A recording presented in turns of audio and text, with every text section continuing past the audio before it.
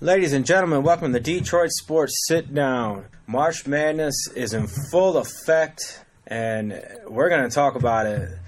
I got Dan Murphy, I got Joe Perri here. My name is Tom Murphy Jr., and man, it's been a great tournament so far, but it's not as wild as I thought it was going to be, guys. It really isn't. You got all your 1 seeds, all your 2 seeds, all your 3 seeds are still involved here. No real crazy buzzer beaters. We got the Duke Central Florida game. So far, things aren't nearly as wild as I really thought they would be. We've had some great games, some good basketball to watch for sure. As far as the first 2 rounds went, but not as crazy as I thought it would be. Like, would you guys agree? Like, did you think this year that there was just like you were going to see a lot more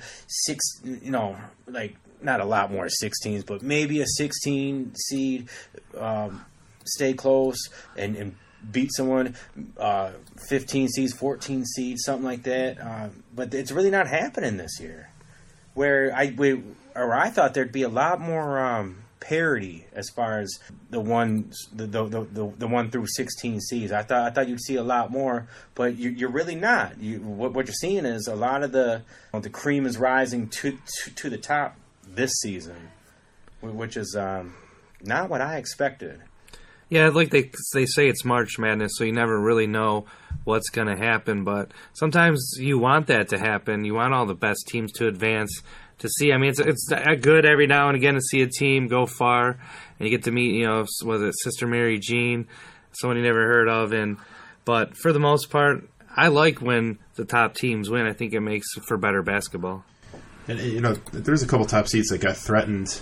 Gardner Webb gave Virginia a pretty good game for a while. They were up double digits in the first half. They were up at halftime, and I think a lot of that for Virginia was mental more than anything, because any of the kids that were on that team last year, that's all they heard about was 16 seed beat you, 16 seed beat you, first time ever. Yeah. So they go into the game and they're all Gardner Webb shooting the lights out.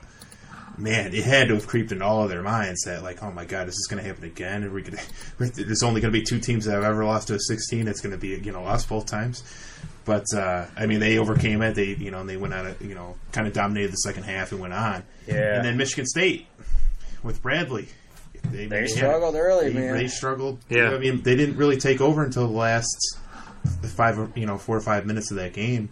But Michigan State really struggled in that game. They did not play well, but they got through it, and that's all it is. That's the name of the game, right? Survive and advance, baby. Yeah, that's what you got to do. Michigan, Montana was interesting for a bit, And how weird was that? That Michigan had to play Montana in the first round 2 years in a row. I have to imagine that's the first time that's ever happened.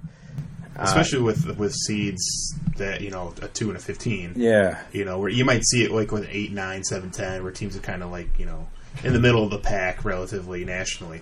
But to have, a 2 seed and a 15 seed play each other back-to-back years, that was just weird, wasn't it? Like, I don't know, because especially with your first round matchups, you want to be excited. You want to, if you're a fan, you want to see somebody you haven't seen before. Yeah. And to have them. You want to see someone you can beat. Well, yeah, definitely that.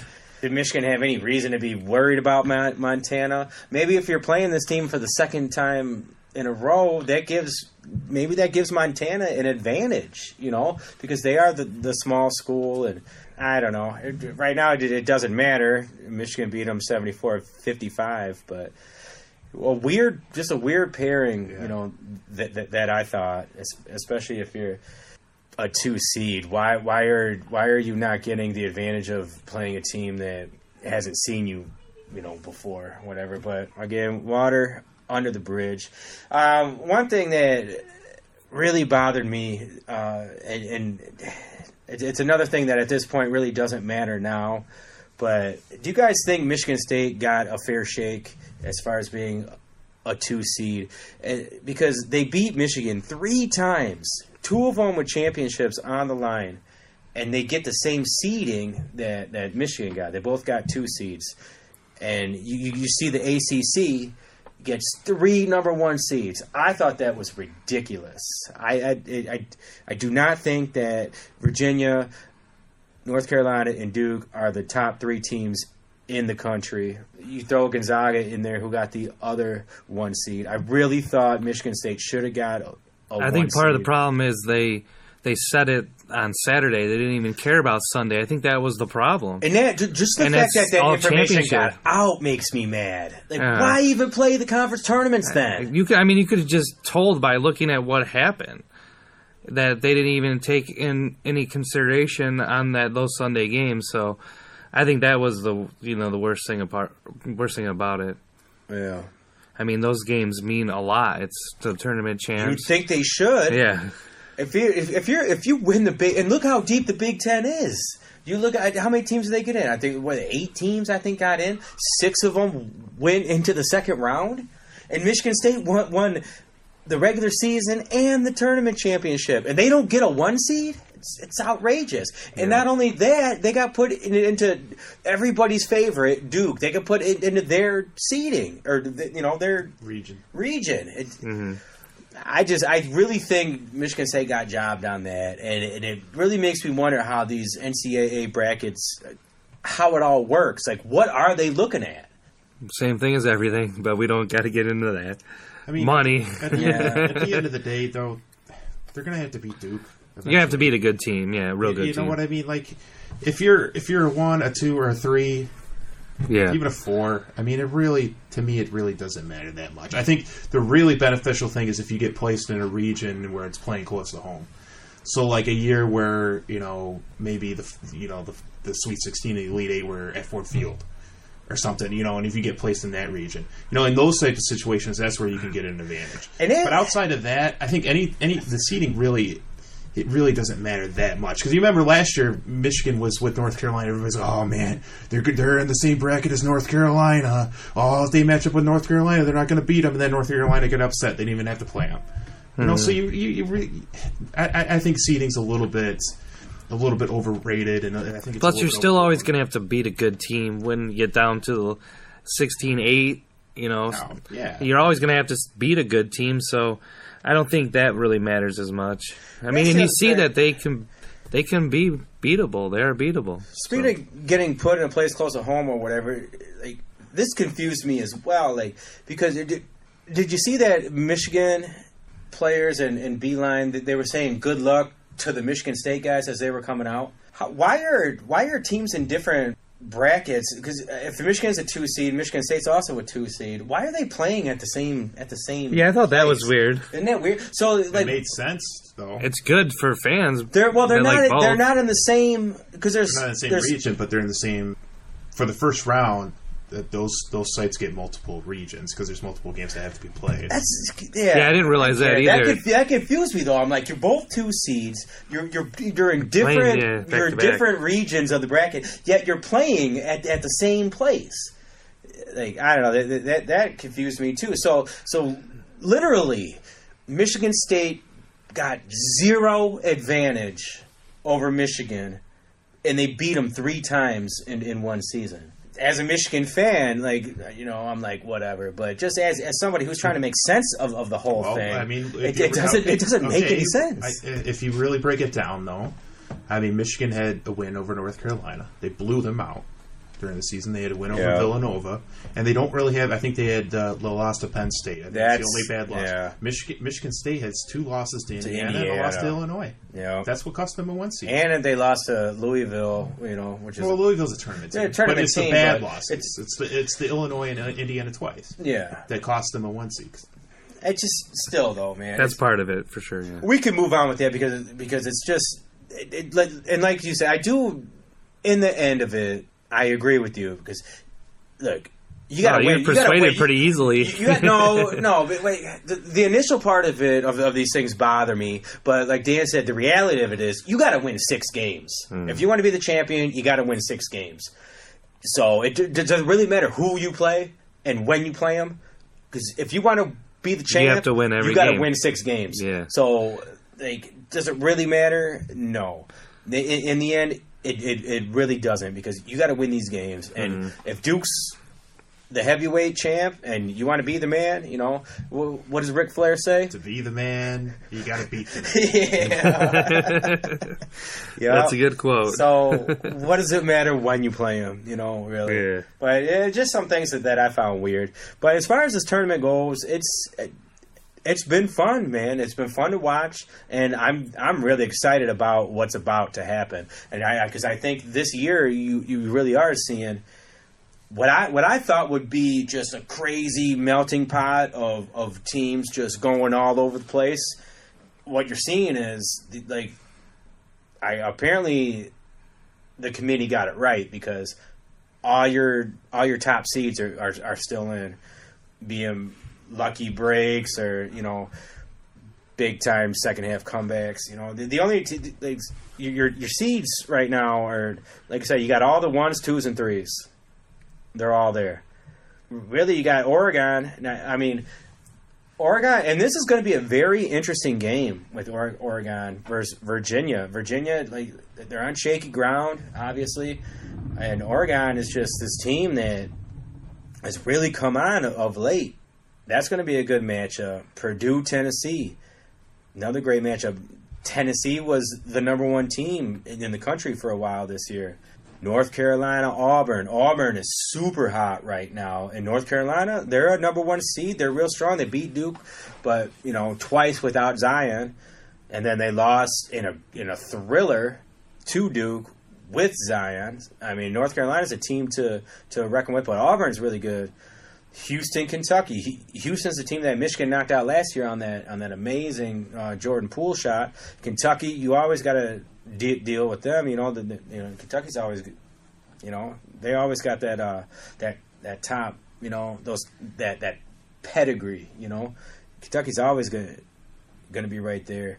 But I want to talk about our 2 local teams real quick as far as advancing, and that's Michigan versus Texas Tech. You got the 2 top defenses in the country.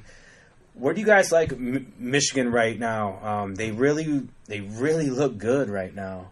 Is this another team? Like, is this like?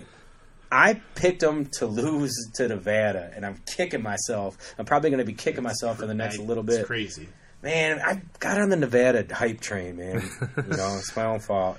That's what you get for going against, you know, your team. But it just those losses to Michigan State, and then the way Nevada was with those Martin twins and 5 seniors, like, it really got me. That's a thing I want to mention just for a minute. Like, people were talking bad about Michigan going into the tournament because they had lost 3 times to Michigan State. Yeah. Well, newsflash, you just talked about Michigan State should have been a 1 seed. Yeah. Okay. Michigan State's been a top 10 team all year.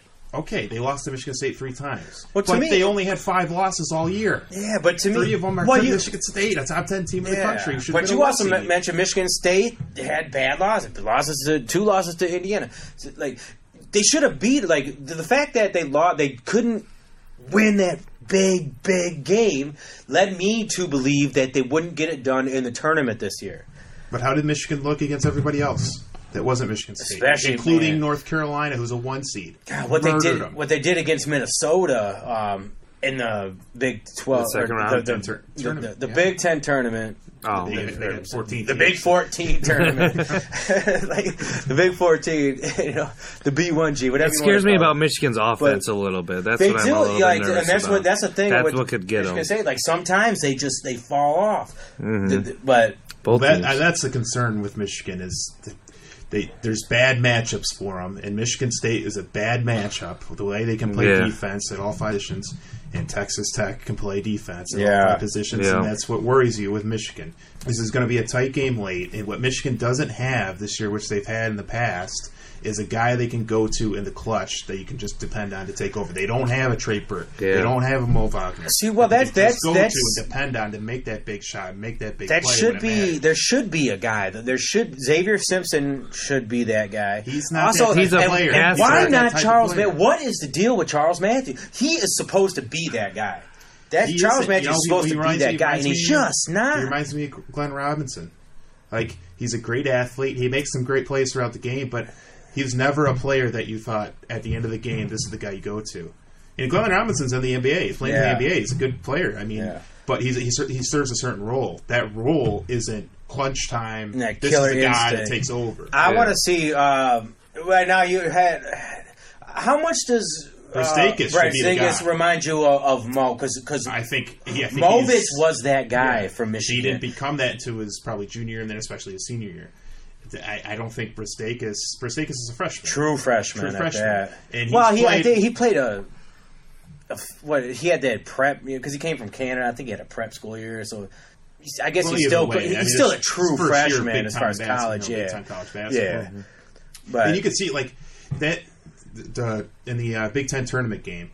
There was a play where he got the ball in his hands. And I'm like, God, just take it to the basket. Either get fouled or make the bucket. And he kind of drove and then kind of did a little fadeaway, and it just was a bad shot. I'm like, like Trey Burke would have drove right to the lane, or he would have did a step back three. Yeah. Will Wagner would have got the ball in the paint and went up with something, either got fouled, or he would have been open for a three. Like they would have just made that play. They would have forced a play.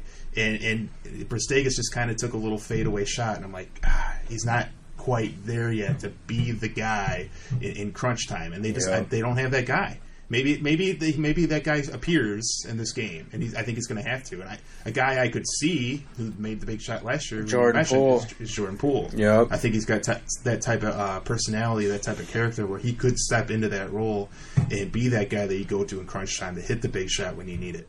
But they're going to need somebody to step up because this is going to be a close, tight game, defensive battle. Poole played a lot better in the second game, so he kind of seemed like he did step up a little bit. He's real streaky, though. Yeah. Real streaky. Yeah.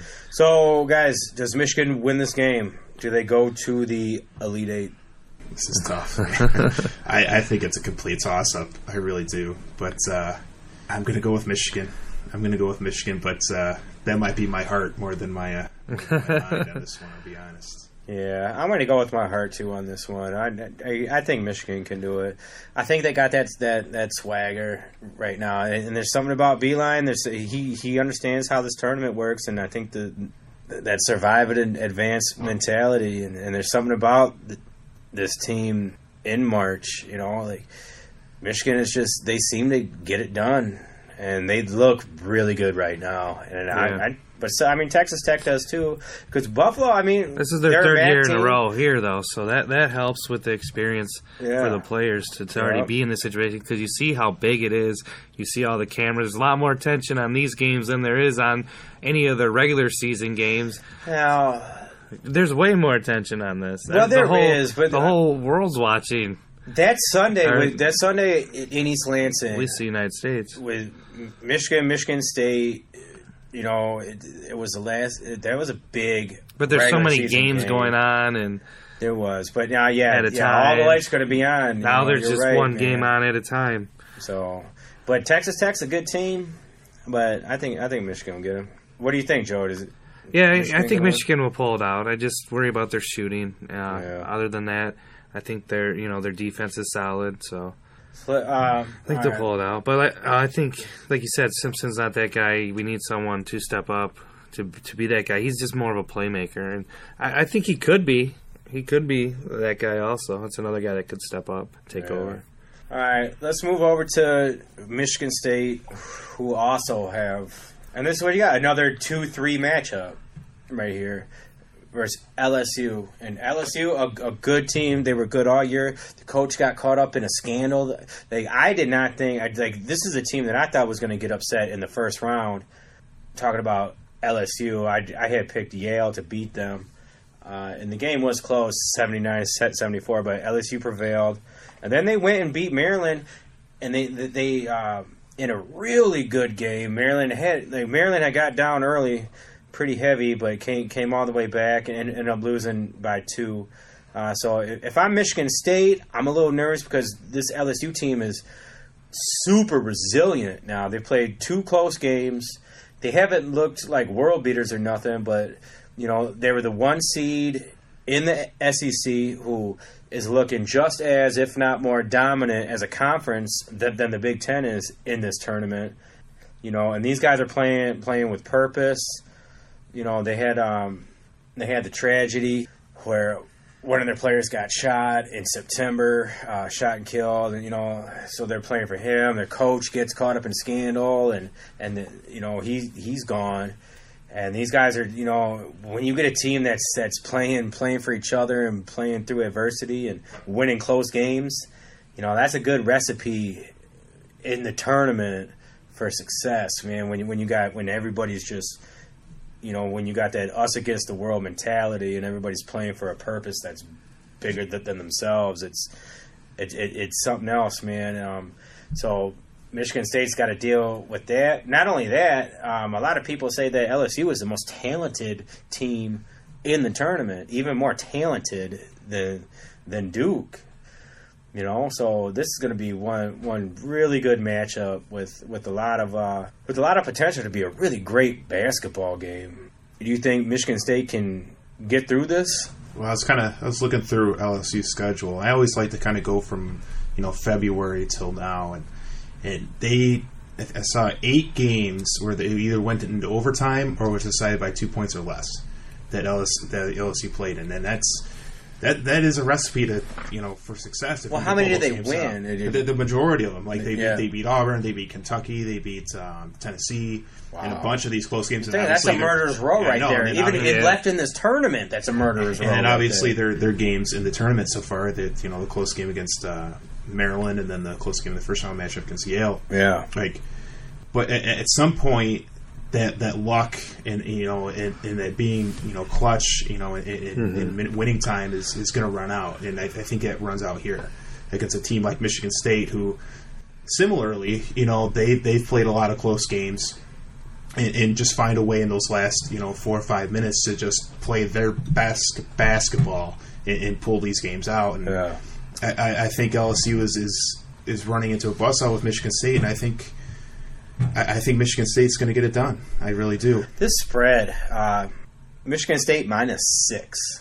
I think that's high. I think that's crazy, man. To be honest, I think this should be more of a -1, -2. They're normally right, though. Yeah, that's why they that's make a lot of money, man.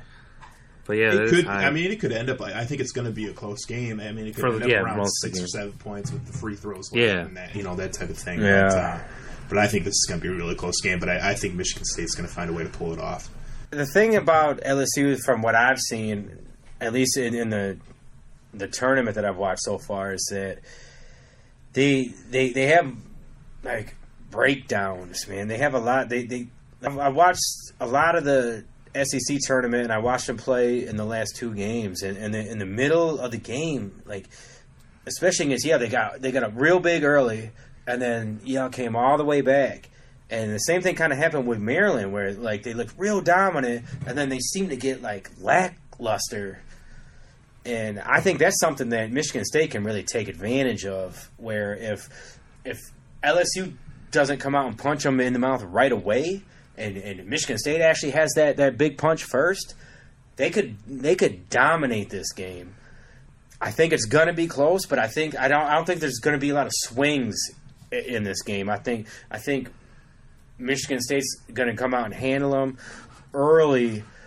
Cassius Winston's going to kind of just lead them through to victory. It's not going to be easy, but I don't think it'll be a last second buzzer beater type deal. I think you'll see Michigan State be in control most of the game, with LSU really hanging on and sticking around, but LSU's not going to get that big jump like they're used to. I like Michigan State in this one too. I don't think that it's not because I'm a homer with Michigan State. I just think that they're slightly better, and they're going to be slightly better the entire game from beginning to end. Just one more thing I'd like to add about Michigan State.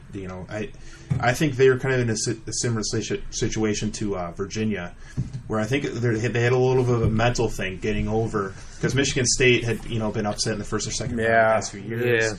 Yeah. They've always been viewed as this top program. It's January, February, Izzo. That thing was always going on. That kind of ended over the last few years. And I think it was kind of a mental thing. And obviously Virginia, with last year losing to the 16th seed. But those are both really, really good programs and really, really good basketball teams. And I think they just had to get over a little bit of a mental hurdle, which they both did. They struggled in the first half of their first round games, but they got over that hurdle. And now I think both teams are going to roll in their regions. Obviously, Michigan State's going to have to go against Duke eventually if they advance. But I think both teams are going to roll into the Elite Eight.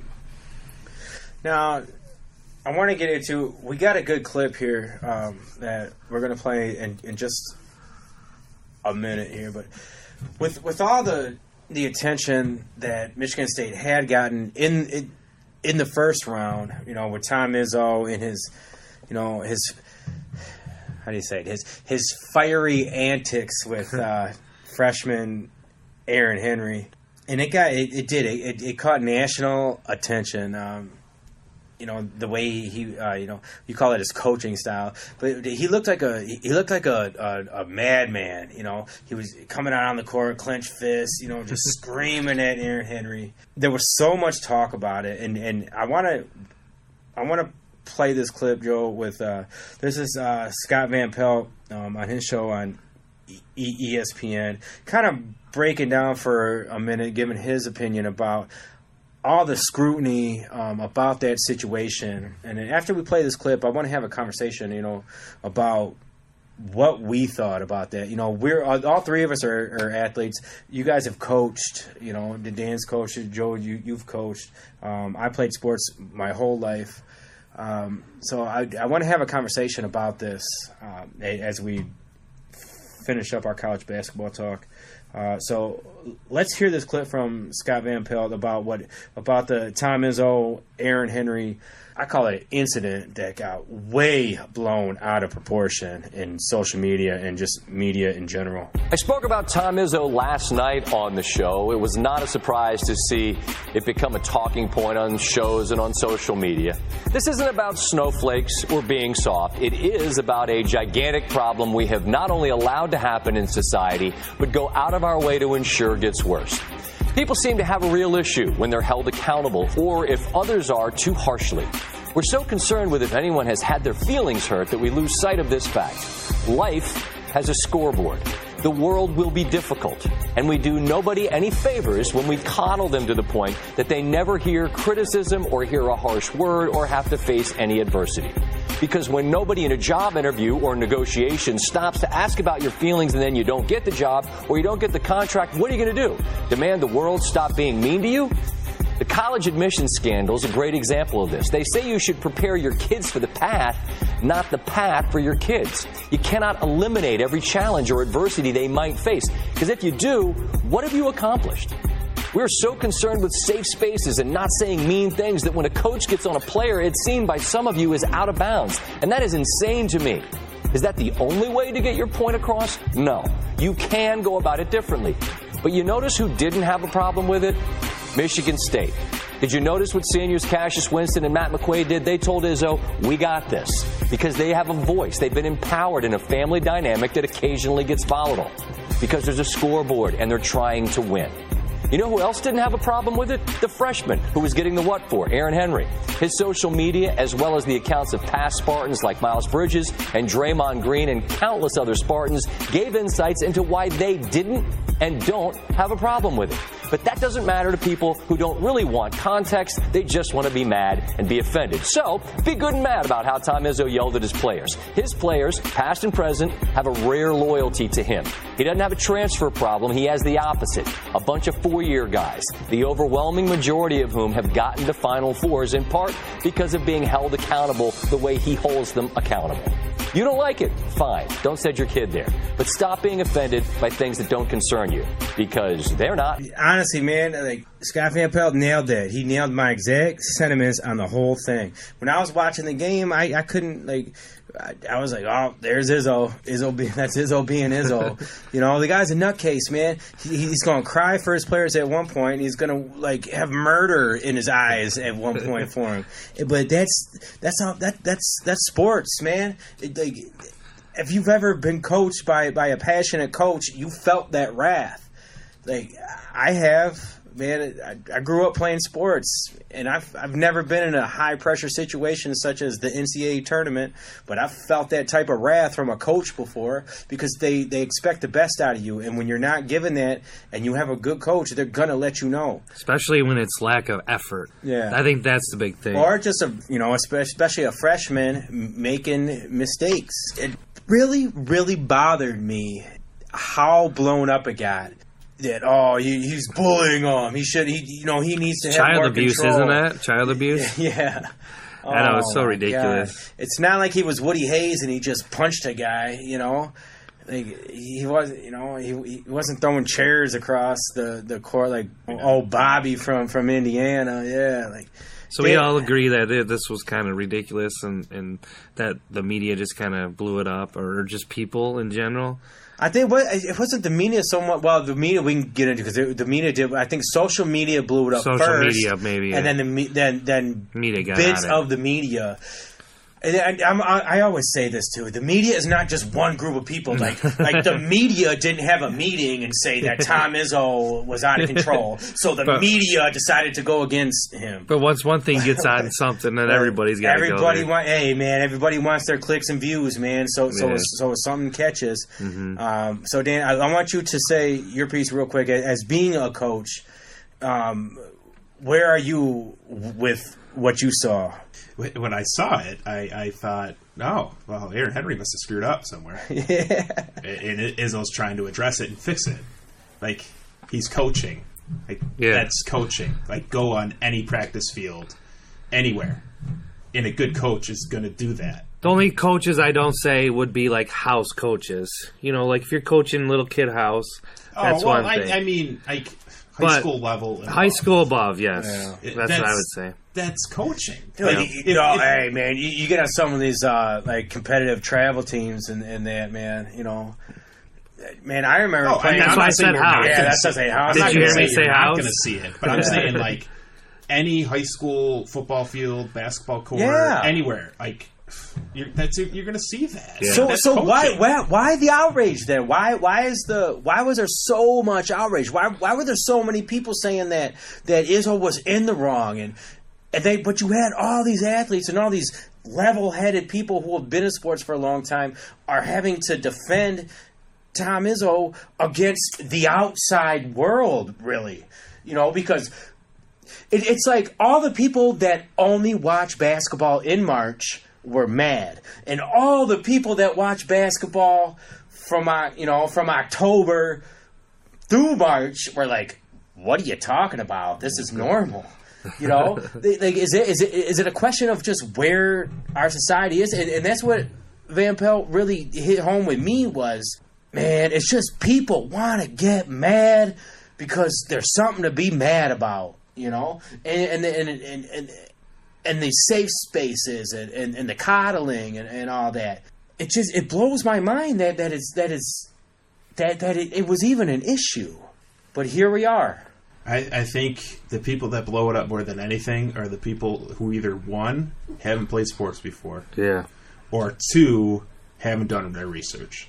And you saw Skip Bayless was one that was saying something about Izzo, and I'm like, dude, like, what are you either doing for one or two things? Either you don't know what the hell you're talking about, or you're just straight up just doing this for clicks and views. The only thing I can say about that, too, and even just being a manager in general, everybody is different, so that might not work on certain people. But you see, he did step up his game. He has been playing better. So I've always kind of felt this way is you treat everybody differently. And the reason I say that is because everybody's different. We always were, in the past, said you treat everybody the same. But you don't. You treat everybody different because everybody is different. So him going off on him, obviously it helped him. But he might have another player where he might do that, and it might not make him better. It might make him more self-conscious. So, it can hurt. But obviously you've seen he's been a coach for a long time, so he can read his players and know who he can do that to and who can step up. Yeah, who responds to what. And exactly. that's a big thing about coaching. Like, you really got to know that. What really makes me mad is this column here. Nolan Finley, Detroit News. He's an editor. He's a long time, basically I would call him a social commentator, columnist.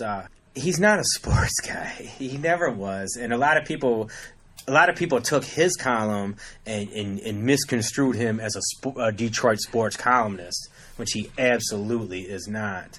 And he wrote this column, man, and even the headline bothers me. MSU should throttle Izzo. What does that even, for one, what does that even, throttle him? What does that mean? That means to let him loose. I would think if you're throttling... He means they need to sit him down and tell him, like, hey, you got to cool it a little bit. Yeah. To me, that's... You got to lessen your anger. You got to cool it down a little bit. Yeah. But I start off reading the first part, so I'm not going to read the whole thing, but there's a point that really, really bothers me.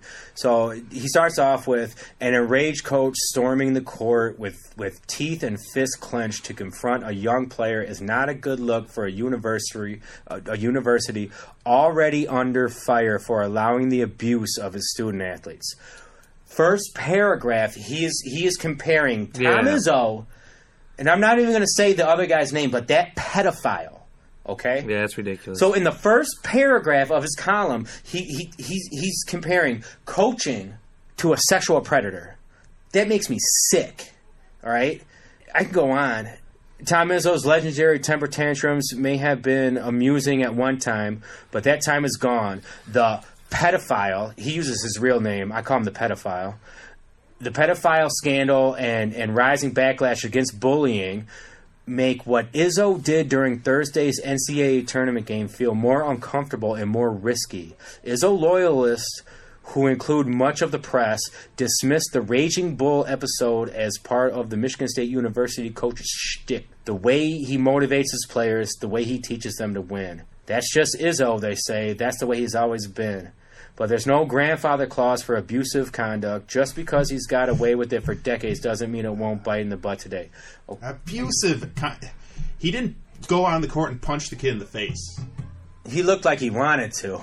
But what coach doesn't want to? Anybody does that when they're angry. There were other there were other scenes of other coaches, and it's like the next day, the day after, like all weekend there were scenes of coaches wanting to murder their players. That's what it is. It's just the heat of the moment, the passion. You see the passion in them.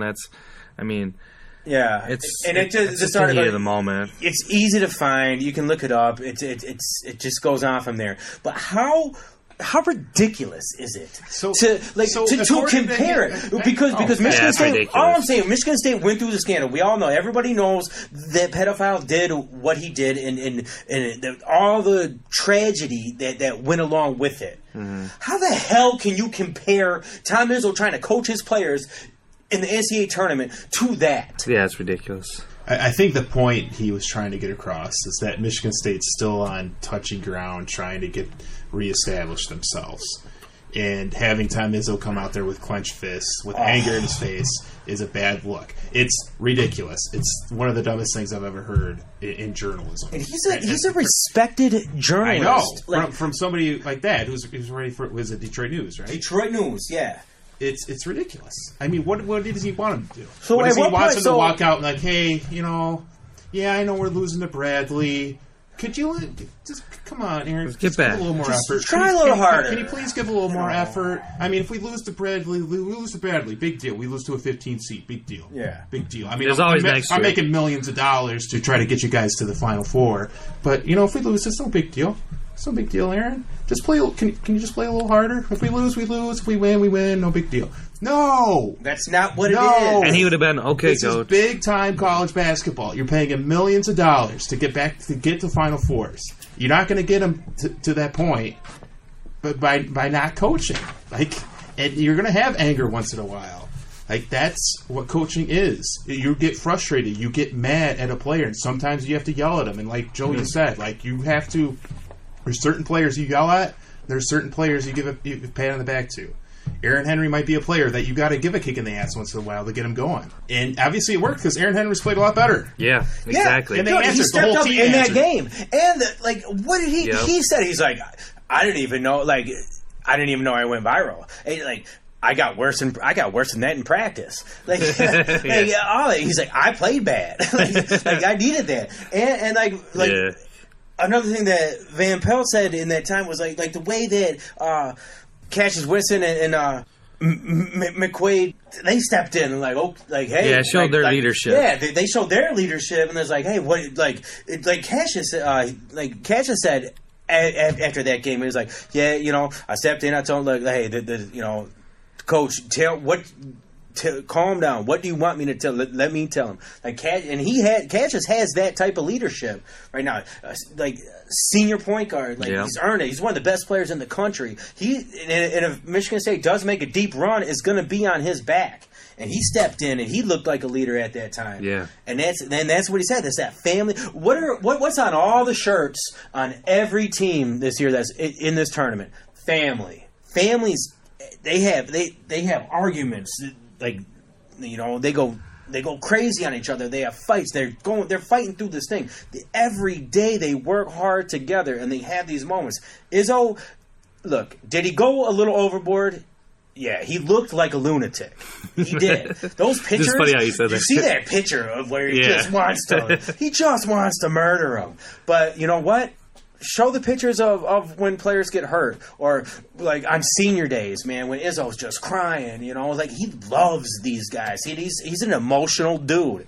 He's emotional on different levels, and that's just how it is. And that's what it is. If you don't want that type of coach, for one, you probably shouldn't be playing D1 ball, because pretty much every coach is like that. And when you sign up too, you know who you're signing up for. Yeah, it's nothing new, and that's why he had so many players come back and back him up. Even when you have all your past players back you up, the players on your team back you up, and the guy that you're yelling at back you up. Yeah, I think you're good. And you got society, not society. I think it's a lot less people that people think. Parts of society just, this guy, da-da-da. And then this Nolan Finley comparing him to come on, man. Where are we getting at with sports now when this is a topic of discussion? For some journalists, some commentators, it's low-hanging fruit. And they'll grab it and they'll just run on it because it's a way to get an article out there. It's the way to get some talking points out there, and it's a way to get clicks and views. Yeah. And they'll run with it because that's what it's about right now. It's so difficult in this industry now to get the views and the clicks that you need. And sometimes they'll go there. Why run with the outrage side of it? Because it works. We're talking about it. Yeah, because it's ridiculous. We're still talking about it. We're still mentioning this guy's name. Yeah. We still mention hey, if you want to see this article, it's out there. Go ahead and check it out. Yeah. It works. In this day and age, is that where you want to take your sides? No. No, I don't. Because this stuff is going to be I am definitely on the side of Izzo looked like a lunatic, and man, if I'd be mad too if he was yelling at me like that and all crazy. But he was Aaron Henry was defending himself, and he was saying his point, but he learned from what it was, and he said, you know what, man, I was wrong, blah, blah, I wasn't doing as good as I could. He said all the right things, and he's a freshman, so just imagine how strong this is going to make Izzo and Henry's relationship. You think Aaron Henry's going to transfer next year? No, hell no. No, he's probably going to be a good player, and Izzo probably sees that in him, and that's why he's treating him like that, because he sees the potential in him. Exactly. And if he does hustle, he's going to get better, and I think Izzo sees that. But it's also he kind of becomes the focal point of what Izzo's trying to say to his entire team. Yeah. Hey, we are better than this team. We should be blowing this team out. This is a competitive game. We are not coming anywhere close to playing our best basketball. We all have to be better right now. And he's expressing that anger and that intensity that he wants all of his players to take on. He wants his players to take on that intensity in that moment, because they need it to overcome this game. Yeah, and guess what? It worked. It worked. Yeah, because they dominated those last 4 to 5 minutes. Yeah, and Aaron Henry was a big part of that. Yeah. Coaching. And it's good coaching. And that's why Time Izzo's a Hall of Famer. Yeah. So that, all right, man. It was good.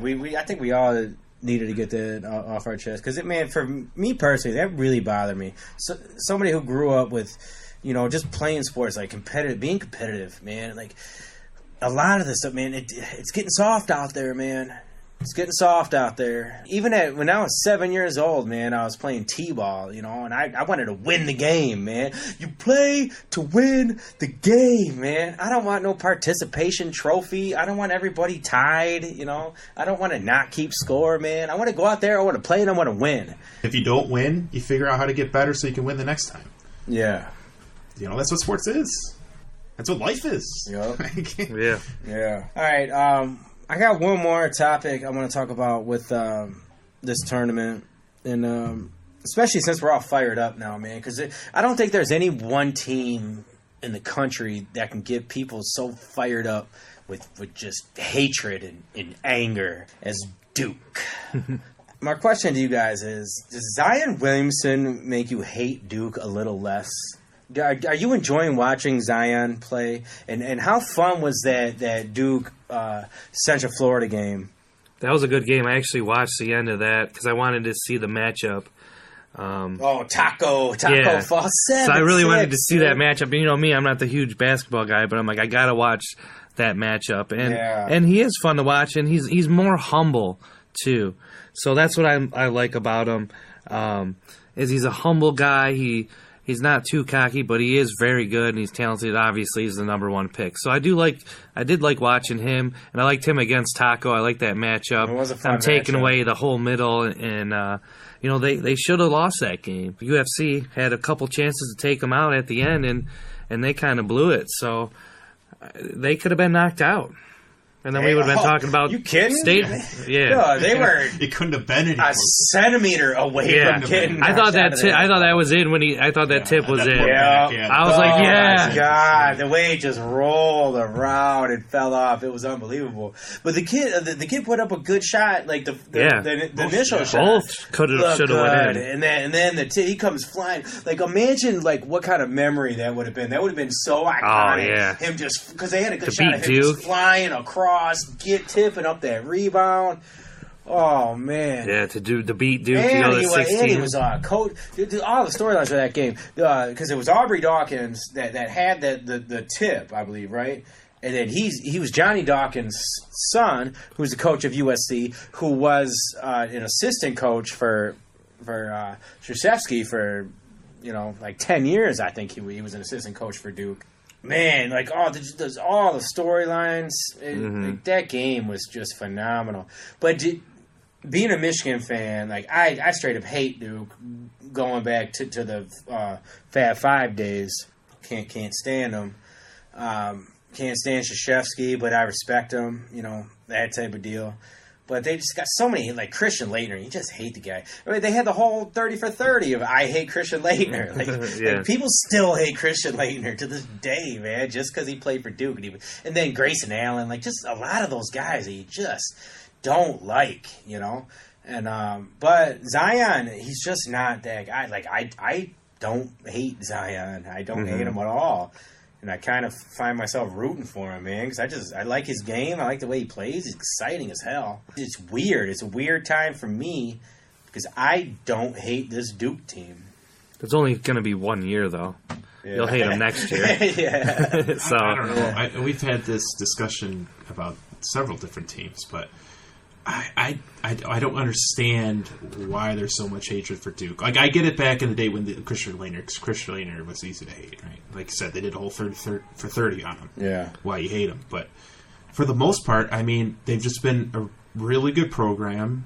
They're never really in scandals. They just do their thing. And Coach Krzyzewski's a great coach. I don't know why people don't like him. I think it's luck. He's just a swarmy looking guy. I think he's that's what he's got the want to punch you in the face. Yeah, well, they got that, especially with being good, And they got that Yankees, New England Patriots. They got that winning pedigree.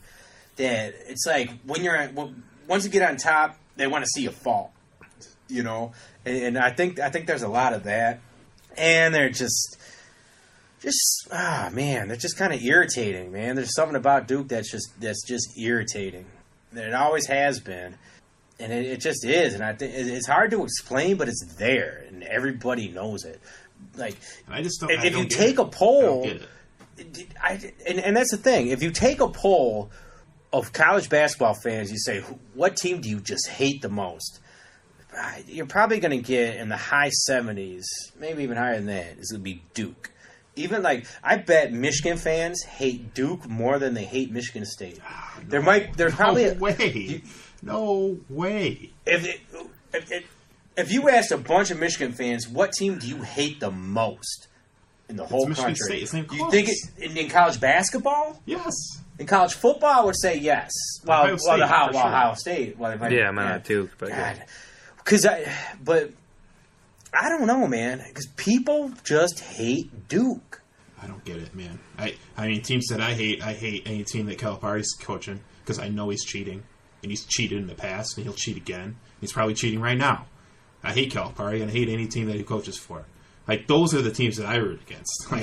Teams that are run by coaches that are obviously cheating, have cheated in the past, and are just complete slime balls. Rick Pitino, complete slime ball. I rooted against him anytime he played. I hated him because he's a complete a-hole. Krzyzewski is not that. He's a great coach. That's why they had him coach the Olympic team. Never been caught up in scandal, and it's just clean. They do everything the right way. Nick Saban in college football. Top of the mountain. People hate Alabama. I don't get it. People hate Nick Saban. I don't get it. Why? Just because he's great? Duke is getting these one and dones. What do you think would happen if there was a scandal? Like somebody found out that Zion got money to Duke. Well, it's a completely different story. Because there really hasn't been... Then everyone's going to hate him. I mean... Anything. Keep getting these guys. But you're seeing a lot... scandals are starting to break out now, you know? You see one with the LSU coach. What do you think would happen if there really was a scandal with Duke? Would people just kind of ho-hum it? They kind of expected it because they're getting to get all these...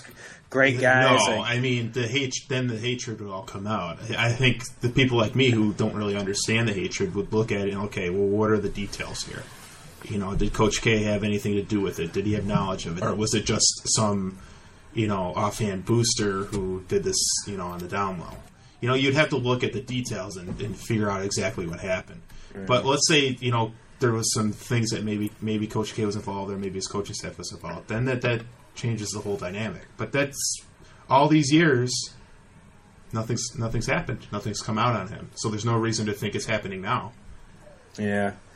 You can't just think it unless it happens, or if they have stuff that happened in the past. I mean, like you said, he's been there a long time, and nothing's came out. So you kind of got to go with that.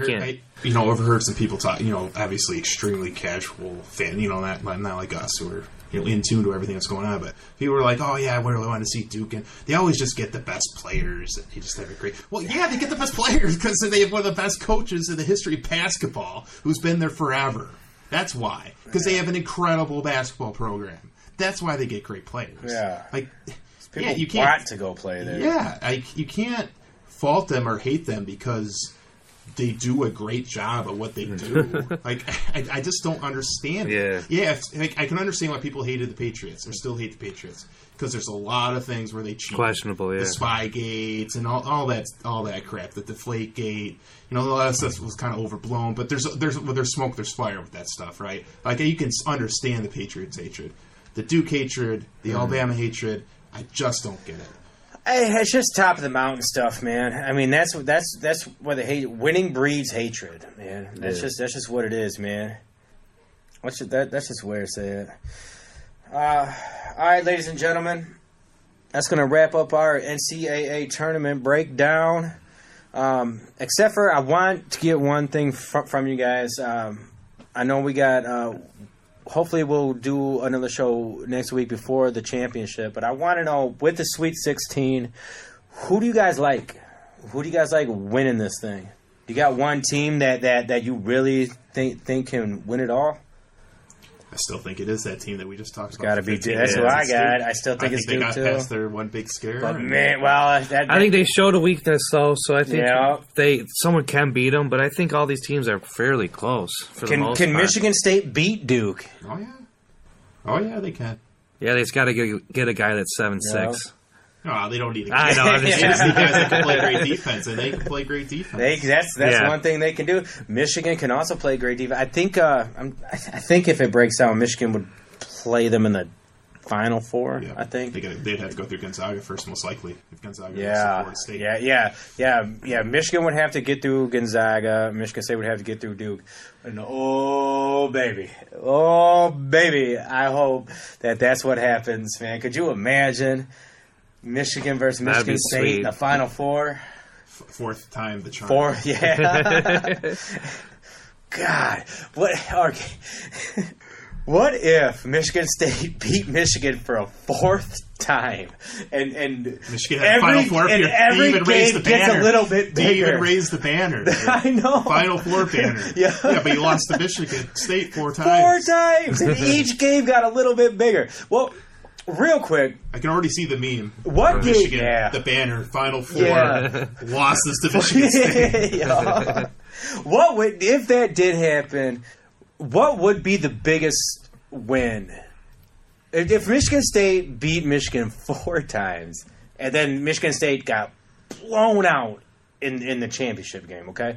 So let's say Michigan State did not win the championship. In fact, they got murdered, all right? But they beat Michigan 4 times in a row, each game bigger. Is it what of all 4 of those games do you think is actually the biggest game? Clearly, the Final Four. It is the Final Four for sure, even though they got murdered.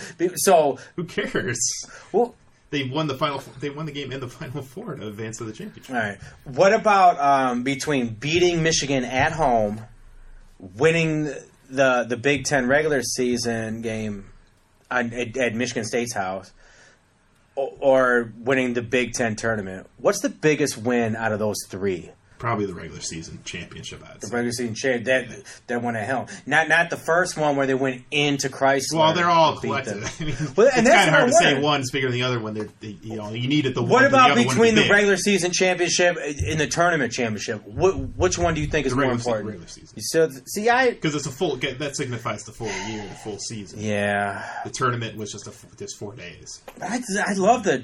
I love conference championship week so much, man, and I put a lot on that. Obviously, the NCAA doesn't put anything on it. Yeah. Clearly. I don't know, man. So, but yeah, if they meet... So, another hypothetical. If they meet in the Final Four and Michigan beats Michigan State in the Final Four, does that erase the 3 losses? I think that's the better conversation piece, which I hope we can have. Yeah. So we'll table that. Hopefully it happens, because I think so too. Because I think that is a much easier conversation to have, because you beat Michigan State in the Final Four when everybody's watching, but Michigan State's putting up banners, twice. You're putting up a Final Four banner, and you beat them. So is Michigan State. Where's the weight? They both. Yeah, exactly. It's fun. This is fun. Like, we talk about how crappy Detroit sports is right now, right? Yep. But, man. It's even gotten me watching basketball. Michigan State, both sports really, but especially basketball, are just carrying the water for this area. But, there's always something to turn to, in this state. It's just awesome. It's awesome to be a sports fan in this area. It is, man. And hopefully things change for our pro teams, man. It's looking like it's going to take a while, But for now, man, we got March Madness, and it's a beautiful thing. Do you guys got any final points here on March Madness? Are we just excited for the Sweet 16? Looking forward to these games. Man. Yeah, we're just hoping they both advance. That'd be awesome throughout the weekend. Yeah, man. I can't wait.